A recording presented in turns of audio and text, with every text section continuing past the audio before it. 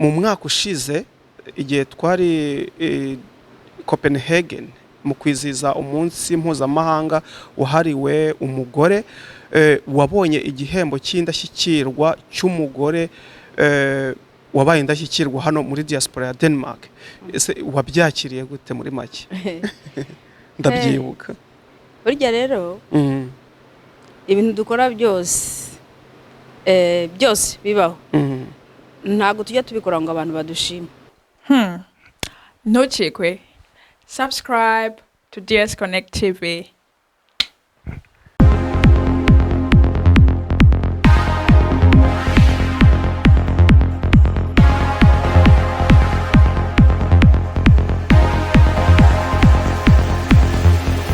Yeah. Iyi ni DS Connect TV, nge amazina yanjye ni Eric Suzike nk'uko bisanzwe. Ndizera ko mukomeje kugubwa neza aho muherereye hose, waba uherereye muri Amerika, mu Burayi se, cyangwa muri Aziya ndetse no muri Afrika iwacu iyo dukomoka. Ndizera ko mukomeje kugubwa neza. Twatumaze igihe rero tutabagezaho ibiganiro, habayemo challenge nyinshi, ariko nkuko mubibona imbere yanyu dufite umutumirwa. Ntago namuvuga izina ahubwo yabibwira. Ushobora kwibwira abadukurikiye? Urakoze cyane Eric. Ntaribwira abadukurikiye, ariko mbaje gushimira yuko mu gihe kirekire nari ntegereje ko uzansaba interview ni wabikora. Sinzi rero wibwirije rwose. Reka rero nsuhuze abakurikiye DSTV, DS Connect TV. Yeah. Ndabashuhuje. Nsuhuza abantu mu izina rya Yesu Kristo, mujya mumbabarira. N'uwo bibangamiye basi gusa ndamushuhuje bisanzwe. So nitwa Jackiline. Nitwa Jackiline Hansen. Ntuye hano mu gihugu cya Denmark. Mpamaze imyaka igera kuri 30.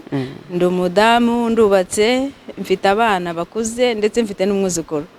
Sinzi niba hari ikindi. Niba atari banga ufite abana bangahe? Mfite abana 2 b'abahungu. Se wamaze kugira n'umwuzukuru? Mfite umwuzukuru urengeje umwaka, hafi umwaka n'igice. Nibyo? Wow. Ni nyogokuru. Uri nyogokuru? Biraryoshye kandi. Rwose. Nkuko tubizi ndi umunyarwandakazi, icyo kintu. Okay. Ako kantu ndi umunyarwandakazi. Ubwo nyine iyo bumvise ikinyarwanda baba bumva ko uri umunyarwandakazi, nubwo ikinyarwanda bakivuga mu ndimi cyangwa se mu bihugu bitandukanye, ariko ahubwo burya u Rwanda phone ntago buvuze ubunyarwandakazi nyine. Ushaka kuvuga ikinyarwanda ucyumva ariko utari umunyarwanda nyine. Ariko nanone inkomoko yawe burya biri u Rwanda, abaye ari ururimi rw'ababyeyi, inkomoko aba ari u Rwanda. Ariko genda umunyarwandakazi.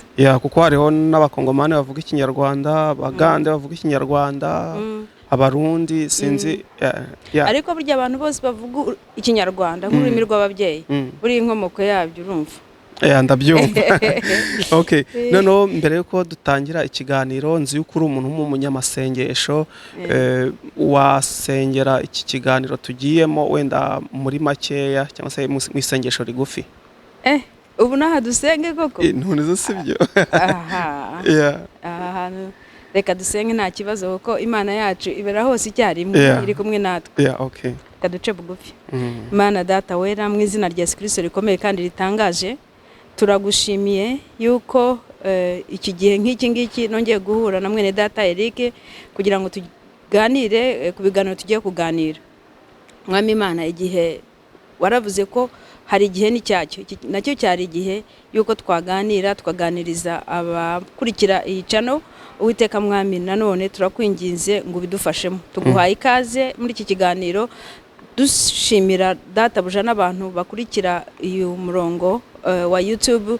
Uwiteka Mana ishobora byose, kugira ngo wenda ibyo twavuga ubidufashijemo Mwami Imana yacu, hari uwo byafasha, hari uwo byavana ahantu bikageza ahandi. Uhabwe rero icyubahiro no muri iki kiganiro, ureke umwuka wera uganze kandi adufashe, kuko tuzi yuko ntacyo twakwishoboza tutafitiye umwuka wera w'Imana twahawe nk'umufasha wacu muri byose. Byo turabigushimiye mu izina rya Yesu Kristo Mwami wacu. Amen. Amen. Urakoze cyane.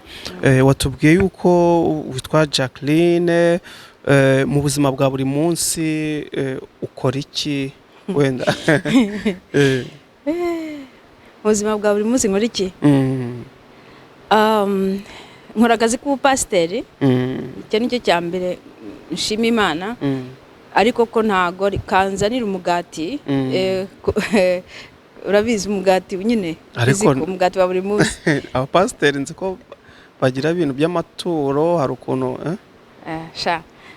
rero amaturo ni meza n'amaturo araza ariko n'ibya 10 biraza ariko nka church yo nshumye hano yitwa The Word Outreach ntago ari church nini cyane byatuma yantunga ariko kandi nanone no kwitunga nabyo ni byiza tuba dufite ibyo tugomba gukora dufite urubyiruko rwinshi mu church tuba dufite ibyo tugomba kubakorera kwishyira inzu ubwo rero umushahara wanjye nagurimo nibyo ariko iyindi church yo mu Rwanda niyo mu cyaro ahubwo nigiye gukora cyane kugira ngo nyifashe nta muntu ndasaba ibya 10 n'amaturo ariko ni byiza ko babitura kuko nabo baratura batura imyaka yabo ibyo bejeje Imana ahubwo ibaho umugisha umuntu wese uzambona nabasuhuza iwawe suhuza nta kibazo uzambona wese nende rwa gitima mu church Christian Mercy ndabashuhuje Imana ibaho umugisha nase uvuze ko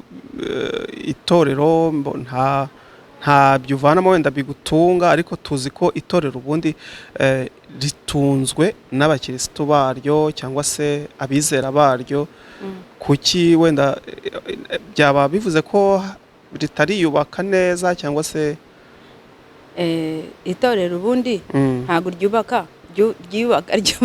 ryubatswe na Kristo ariko ni ukuvuga ngo mu cyaro ubushobozi abari buke abakiristo barahari rirubakitse none itorero rimaze tuvuze nka ntende rwa gitima itorero rirenze imyaka 10 rihari urumva na process ibintu byagiye bicamo mu gihe cyashize no kuba barasavavinze corona ntago bavuga ngo naryo ryubakitse rero amafaranga baba batura make cyane ayo bashoboye n'imyaka yabo bikora imirimo yaho ngaho rero giye uraha bose babasha kumpemba nawe urabizi birumvikana ntago bamemba ariko nanjye ayo mbonye nanjye wenda hari cyo nafasha wenda nsubire ku byo nkora harimo no gukora amaporoje nkora amaporoje ari social njya mbikurikirana cyane none wenda tugiye ku kindi kibazo nkunda kukubona cyane witanga cyane mu bijyanye n'ibikorwa by'abanyarwanda kuko nanjye akenshi ndabyitabira ugasanga uritanga cyane ese hari izindi nyungu wenda zaba waba ubifitemo wenda nazo zikaba ziri muri ibyo bintu wenda biguha ayo mafaranga cyangwa se ibyo bigutunga ese ni ukubera iki witanga cyane iyo bibaye kuriya cyangwa se mu bijyanye n'imihango y'abanyarwanda cyane cyane ni ikibazo cyiza ariko se wowe hari icyo wari wabonamo ko nawe ujyuza nanjye ntacyo ariko ni ubwitange ni ukuvuga ngo koko ariko ibyo uvuze ni byiza kuko hari umuntu ukubona akagira ngo koko hari amafaranga ariko burya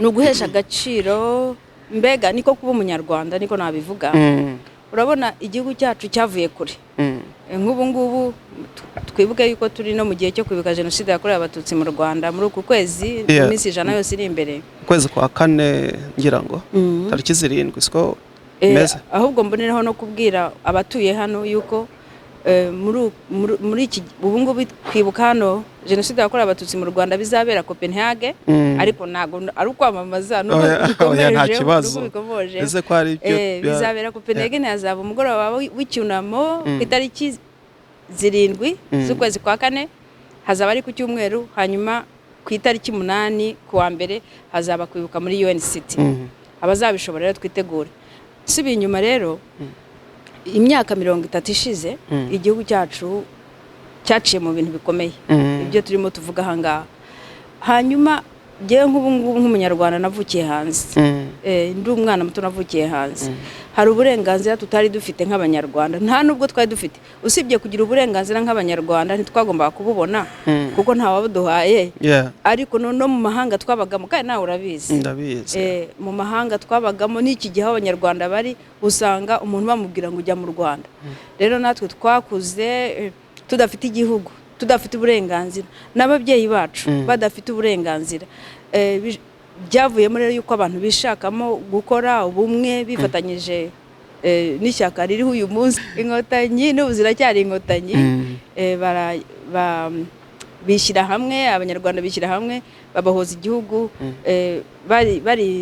bayobowe na perezida Paul Kagame ariwe perezida tubona rero kuba abanyarwanda ni ukuvuga rero ngo twebwe nk'abanyarwanda babaga hanze batari bafite agaciro batari bemewe kuba abanyarwanda ubu twahawe kuba abanyarwanda ku gaciro turagafite kuba uri mu mahanga ukaba uri umunyarwanda none ibyo bigutera ishema rero kuko nyine bajya batubwira ngo aho turi tuhahindura u Rwanda ni ukuvuga rero ngo ibikorwa byose bijyanye no kuba umunyarwanda n'iby'abanyarwanda mba numva ari inshingano zanjye bwite kubikora kandi mba mbikora mbikunze nk'umukristo nzi neza yuko ntashobora gukunda ijuru ntabonye nkananirwa gukunda u Rwanda nabonye aricyo gihugu cyaje ubwo se nk'ibihugu byose Imana Bibiliya tubwira yuko imipaka y'ibihugu ari Imana yayishyize ibihugu byose dufite abagande dufite n'ababadanwa ariko Imana ikaguha igihugu kimwe ikaguha ururimi rumwe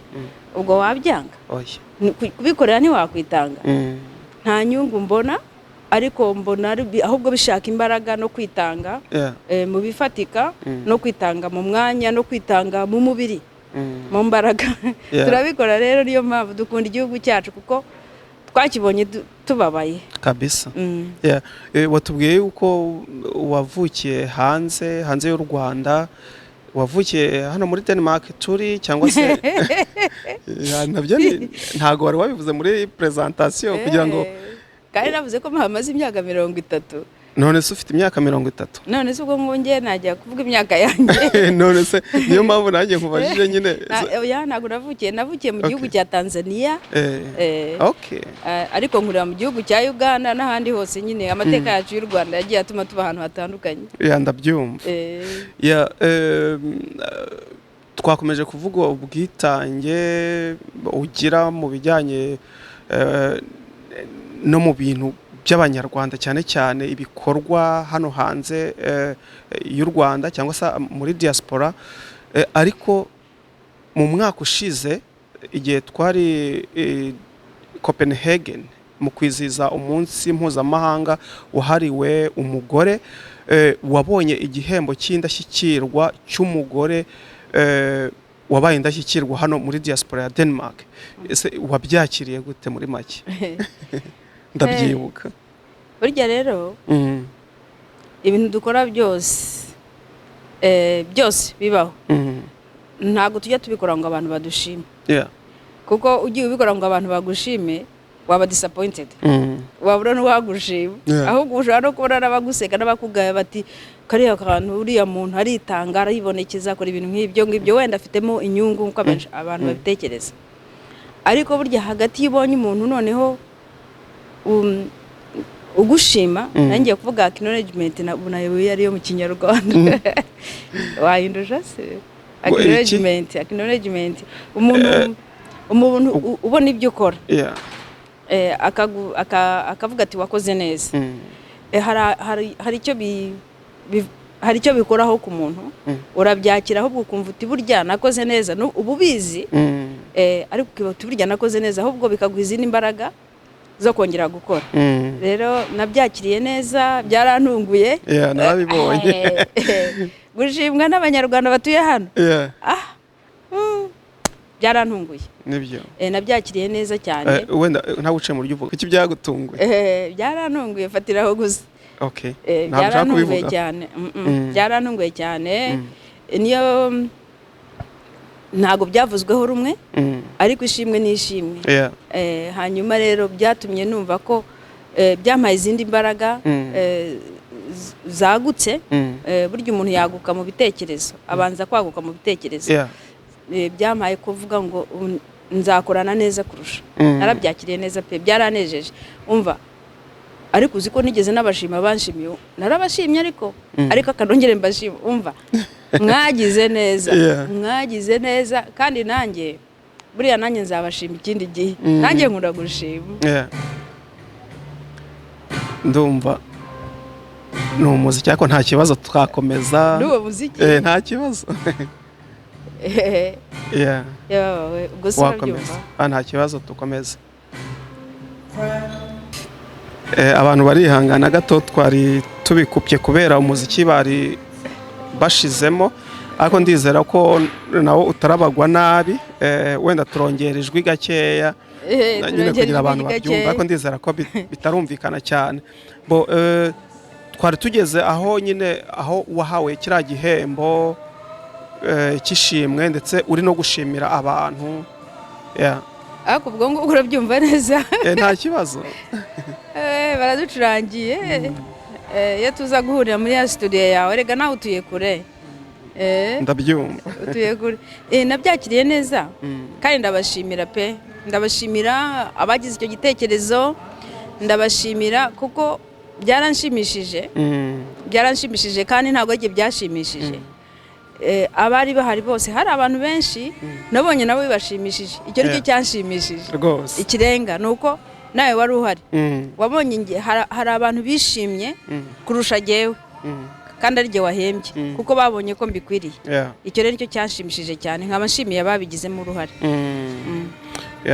urakoze cyane rero akenshi dukunda kukubona n'ubundi mu bikorwa byo gufasha ndetse mu mwaka ushize nanone ndibuka niba ari umwaka ushize cyangwa se mu myaka 2 ishize twakubonye mu bitangazamakuru byo mu Rwanda aho wari wagiye mu Rwanda wajyanye imfashanyo zo gufasha abamugariye ku rugamba ubwo harimo amagare harimo n'ibindi bintu bitandukanye abantu benshi bakubonye ku itangazamakuru kiriya kintu wagitekereje gute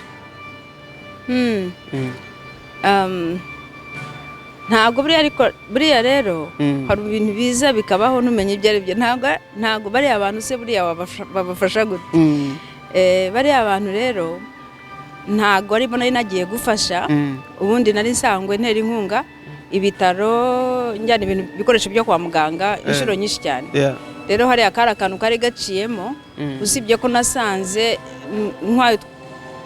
ibyo nari mfite nasanze hari amateraniro yahabaye ntabwo ari amateraniro ni inama zahabaye hanyuma mfatirwamo gutyo ariko ntabwo focus yari yo kuvuga ngo ndabafasha kuko reka mbaze mbonereho no gushima leta ibitaho cyane pe babubakiye imidugudu babahaye ibintu byinshi baranabafasha babaha n'amagare ariko ugiye kubera imihanda y'iwacu amagare arasaza cyane ukabona ashobora kuba wenda aba no mu Bushinwa atanakomeye sinamenya ariko asaza vuba burya rero hari amagare bari baratumije kubaha ariko ngo kubera covid amakontene yagiye aguma mu iyo kuri rero naboneyeho umwanya nanjye wo kugezayo inkunga yanjye ariko bari abantu ni abantu b'intwari cyane bari mu bahagaritse jenoside yakorewe abatutsi mu Rwanda bayowe na Perezida Kagame so ni abantu tuba dukuriye kwitaho ariko sinavuga ngo narabafashije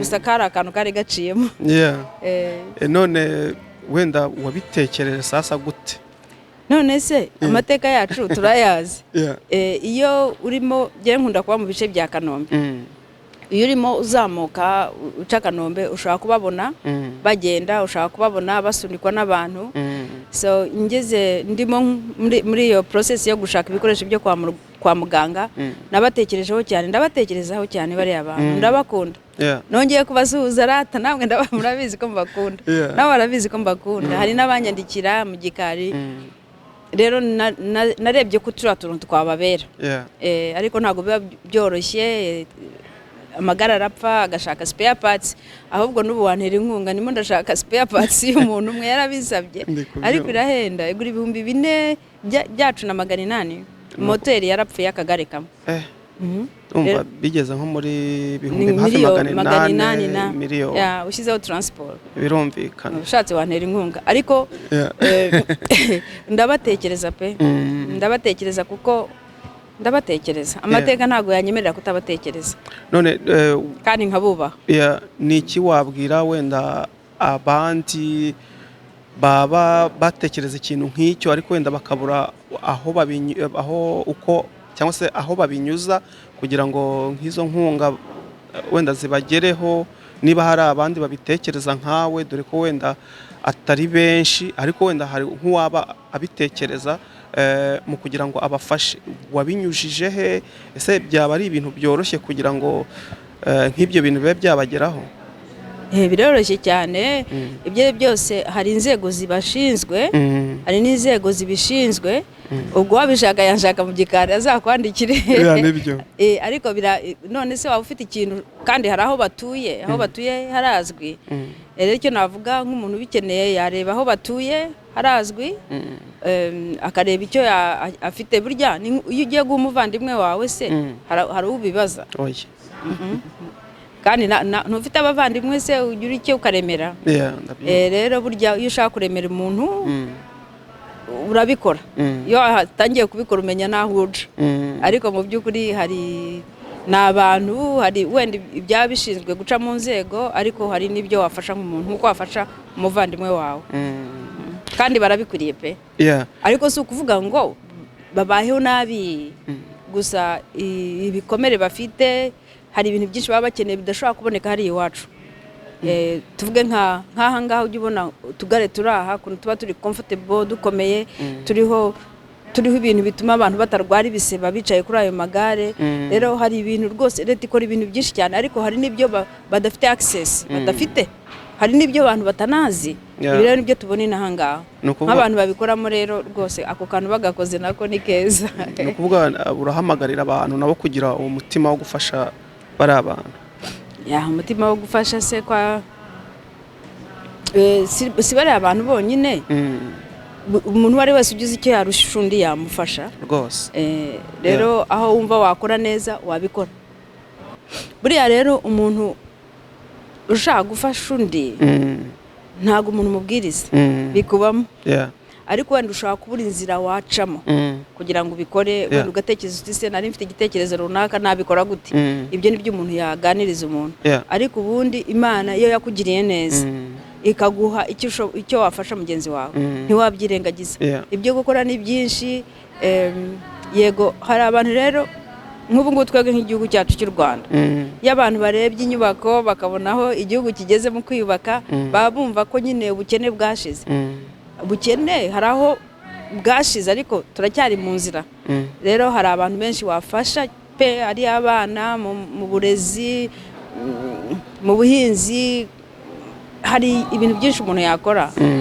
rero buri muntu wese utuye hano icyo nzi ni kimwe iki gihugu dutuyemo ni cyiza ariko ni cyiza nta muntu ushaka kuburara ndabeshya ntago beshya hari uwabuze ibyo kurya koko hari umuntu ushaka kubura harara ntawe rero dufite Imana yatugiriye neza nta wabura n'ijana tekereza ijana ririmo amanyarwanda ngahe 15,000 15,000 ubwo 15,000 ikintu wakorera umuryango umwe ibase aba ari menshi kandi hano uragenda ukaguramo kafe reka uzurebe tugiye kunywa kafe hano yegera mba nibitseho nk'abana 8 ndeberera n'urugero ntabwo biba byoroshye wenda n'abagore bangahe nk'ubushize uze nabivuga wabivuga nta kibazo nk'ubushize ntabwo nshaka kujya mu Rwanda ngo mveyo nta kintu nkoze umwaka ushize nagiyeyo kabiri niba ari kabiri niba ari gatatu ubwa mbere nasize nishyuriye mituweli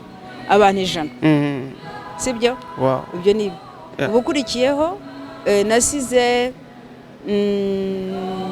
turongera ijwi kubera ko umuziki wabaye menshi nasize nishyuriye mituweli abantu 100 ubukurikiyeho nasize ntanze amatungo magufi ubukwavu mbuha abantu ngira ngo ni nka 50 simbizi rero mboroje ubukwavu nyine hari ubwo nagenda bakavuga ngo yampaye agakwavu ariko buriya burororoka burafasha burororoka pe burororoka buvamo inyama buvamo ifumbire ahubwo giye buriya nzatangira kubutunga. Nabonye harimo hano muri Denmark cyangwa mu Rwanda.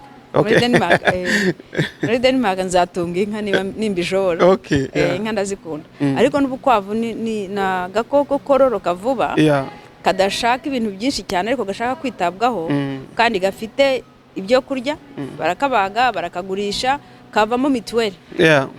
Rero babandi nahaye mituweli nibo nahaye ubukwavu kugira ngo bazitangire mituweli y'ubutaha hanyuma nsiga tubatangire n'itsinda ryo kwizigama turebe ko bizagenda. Tugitangira wavuze ko uri pasiteri ndetse nkunda kukubona mu bintu by'iyobokamana cyane utanga ibiganiro kuri YouTube channel yawe yitwa hari ahagutse niba nibuka neza ahagutse ndetse nza inaha naje ndi kumva ikiganiro ubuhamya bwawe ese wagiye gute mu by'iyobokamana bimaze mu igihe kingana gute ese byaba bifitanye isano n'ibyo bikorwa byose ugenda ukora hirya no hino?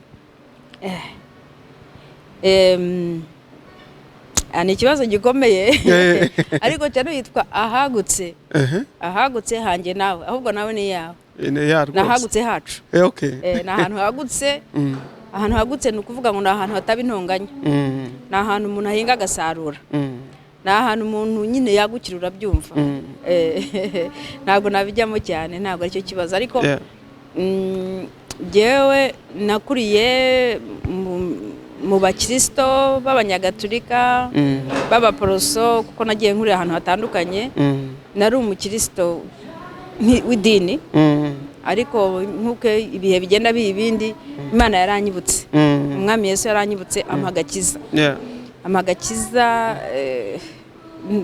je numva ntari nkwiriye ariko yo yabonye ko abantu dukuriye agakiza nkakwira kaduha bituma tugira amahoro yo mu mutima ariko burya impano iba mu muntu arayivukana hanyuma ukayikorera mu butamenya nyine nimvuga ubupagana abantu baranyumva nabi ariko twebwe abizera Kristo nk'umwami n'umukiza wabo twita hari ikintu bita ubupagani ntabwo ari gihe wabishyizeho rero ushaka kuba ufite impano nziza ukayikorera mu bupagani kuko ari kuzi ariko iyo umaze kwakira Yesu nk'umwami n'umukiza wawe noneho za mpano Imana yaguhaye uzikorera noneho mu kumenya uzikorera mu bumana rero sinareka kuvuga yuko impano yo kuba watanga iva ku Mana kuko binanditse muri Yohana mu gice cya 3:16 ngo Imana yaradukunze iratanga itanga umwana wayo kugira ngo adupfire natwe rero mu rukundo Imana yadukunze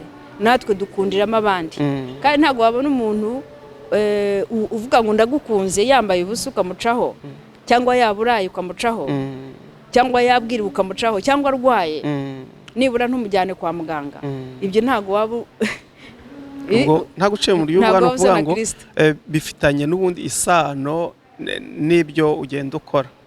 Bibiliya irambwira twaganireho Bibiliya irambwira ngo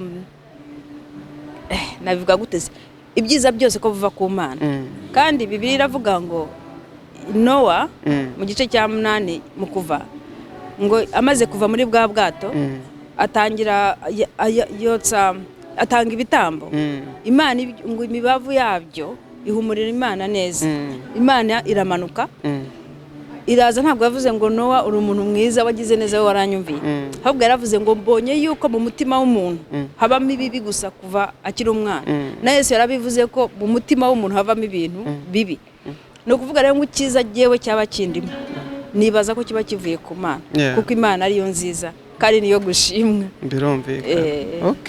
Murakoze cyane. Dusoza rero ni iki wasaba abakurikiye kino kiganiro cyangwa se inama watanga? Natanga inama kintu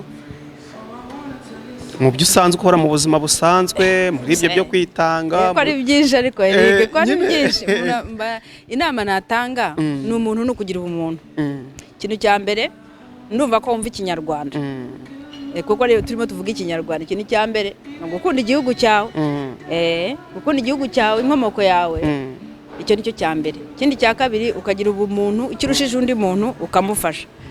Ikindi ariko ikiruta byose no kubaha Imana, no kubaha Imana, no kubaha Imana mu byo ukora byose. Ikindi cya gatatu nuko buze hakirahari bavuze ko hari byinshi ibyinshi.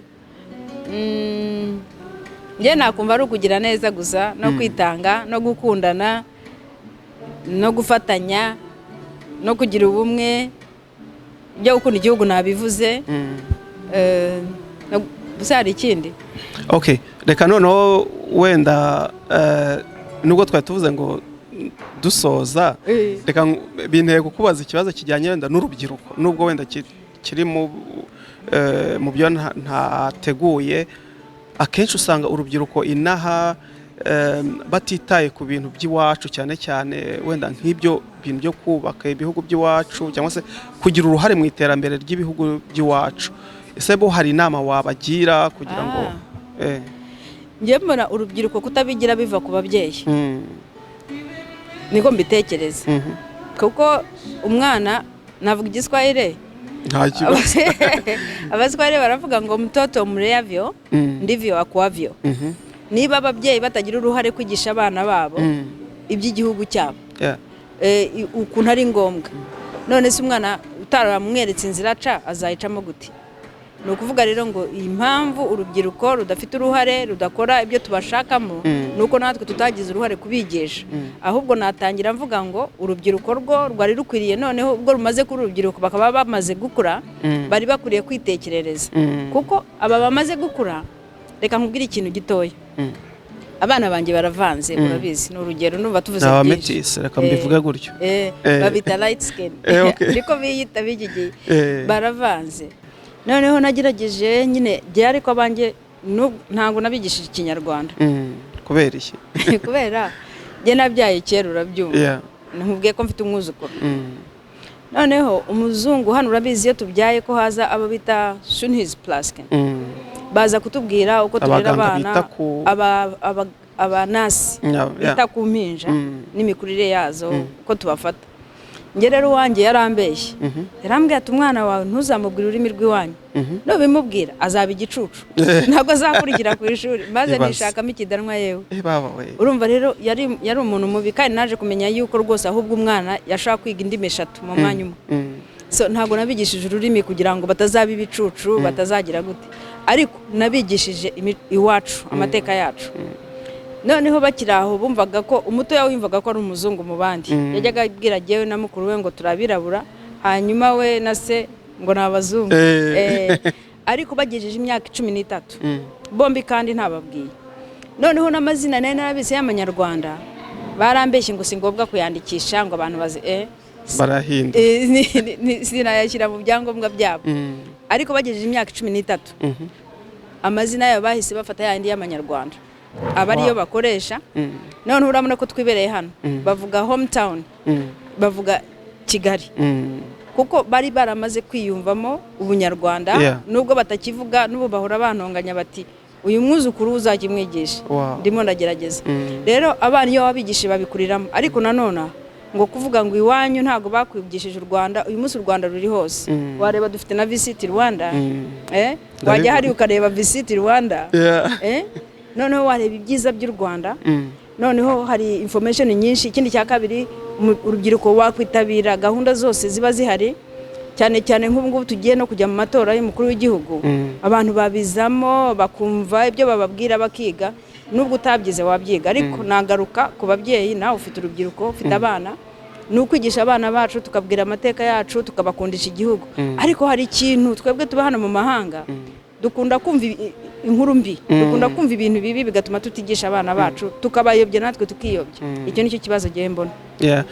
Ndawushimiye rero, turashoje. Ndizera ko wenda ubutane tugukenera uduhe umusanzu kuri channel yacu ya Diaspora TV uzatwemerera. nzaza rwose murakoze cyane kuntumira ahubwo mwambajije ibintu byinshi muzaze bazi mumbaza nibura ahantu hamwe mbashe gukurikira Imana rero ibaha umugisha kandi nukuri rwose niba ugiye kureba ngewe ukaba ugiye kundeba kuri channel utarakora kakantu kajya kananira kitwa subscribe subscribing hano nanjye nuko ahagutse no kuri ahagutse wangu ahagutse nahanjye nawe ni ijambo ry'Imana ntago turatangira kubijyamo neza ariko turakibwirana ngwino rero tumenyane kuri ahagutse ariko wibuke kuganda subscribe urakoze cyane rero turashoje kandi mukomeze mugira ibihe byiza murakoze cyane Imana ibamumugishe